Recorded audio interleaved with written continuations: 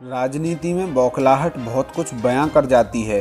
इस वक्त शिवसेना के राज्यसभा सांसद संजय राउत भी बौखलाए हुए घूम रहे हैं। जो बयानबाजी वह कर रहे हैं वह भी इस बात का साफ संकेत है कि जल्द वो किसी बड़े पचड़े में फंसने वाले हैं। उन्हें अपनी पार्टी से सहयोग नहीं मिल रहा है और फिर शिवसेना में उनका हाल भी प्रताप सरनाईक जैसा होने वाला है। याद कीजिए, उद्धव ठाकरे के दाहिने हाथ कहे जाने वाले विधायक प्रताप सरनाईक जो शिवसेना के प्रवक्ता हुआ करते थे, वह भी इसी तरह बड़बोले थे। लेकिन जैसे ही ईडी ने उन पर शिकंजा कसा, उसके बाद से उनकी भी आवाज़ निकलना बंद हो गई है। आजकल वह कहाँ हैं किसी को भी नहीं पता। यही प्रताप सरनाईक बीजेपी के खिलाफ काफी आक्रामक रहते थे। उद्धव ठाकरे को खुश करने के लिए उन्होंने बॉलीवुड स्टार कंगना रनौत और रिपब्लिक टीवी के editor in chief Arnab Goswami पर भी कई विवादित टिप्पणियां की थी। वह प्रताप सरनाईक ही थे जिन्होंने कंगना रनौत को बीजेपी की कठपुतली बताते हुए उनका मुंह तोड़ देने की बात कही थी। यही नहीं, इंटीरियर डिजाइनर अन्वय नायक के सुसाइड मामले को भी फिर से खुलवाने में प्रताप सरनाईक सबसे आगे थे। लेकिन जैसे ही नवंबर 2020 में ईडी ने प्रताप सरनाईक के ठिकानों पर छापे मारे और उनके खिलाफ 175 करोड़ का मनी लॉन्ड्रिंग का केस दर्ज किया, वैसे ही उनकी बोलती बंद हो गई और पार्टी में भी वह अलग थलग पड़ गए। पिछले 1 साल से उनका भी एक भी बयान सुनने को नहीं मिला है। और अब संजय राउत का हाल देख लीजिए, वह भी पिछले 2 साल से जरूरत से ज्यादा बोलते आ रहे हैं और पिछले 1 हफ्ते में तो उन्होंने सारे रिकॉर्ड तोड़ दिए।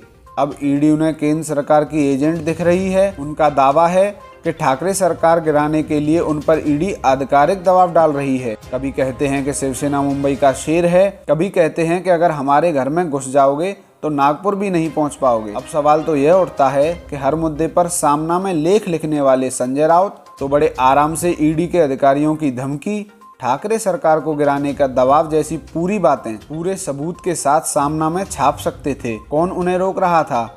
आर्टिकल लिखकर वह सबको बेनकाब कर सकते थे। और बीजेपी अगर साफ उनके साथ इतनी नाइंसाफी कर रही है तो कहाँ है वह बीजेपी के 120 नेताओं की सूची जिन पर संजय राउत ने 2020 में मनी लॉन्ड्रिंग का आरोप लगाया था? वह लिस्ट अब तक उन्होंने ईडी को क्यों नहीं दी?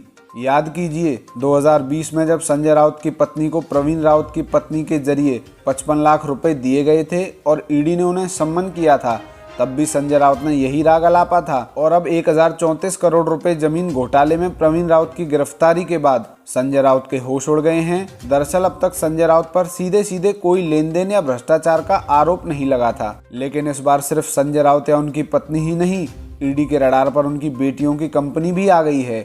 और इस मुश्किल घड़ी में न उद्धव ठाकरे का हाथ उनके सर पर है, न ही शरद पवार का। बिल्कुल अकेले पड़ गए हैं संजय राउत। और फिर उद्धव ठाकरे अपने लाडले प्रताप सरनाईक के लिए ही कुछ नहीं कर पाए तो संजय राउत के लिए कौन सा धमाल कर देंगे। और फिर प्रताप सरनाईक भी तो शिवसेना के प्रवक्ता थे और संजय राउत भी शिवसेना के प्रवक्ता हैं। यहाँ यह भी समझना जरूरी है कि बिना किसी पुख्ता सबूत के ईडी किसी पर भी हाथ नहीं डालती। तो यह तो तय है कि ईडी इस वक्त संजय राउत का पूरा लेखा जोखा इकट्ठा कर रही है और जल्द ही वक्त आने पर उसका खुलासा करेगी। और ऐसे में ईडी का शिकंजा कसने के बाद संजय राउत का प्रताप सरनाईक होना तय है। आप लोगों की क्या राय है इस पूरी खबर पर हमें कमेंट कर अवश्य बताएं।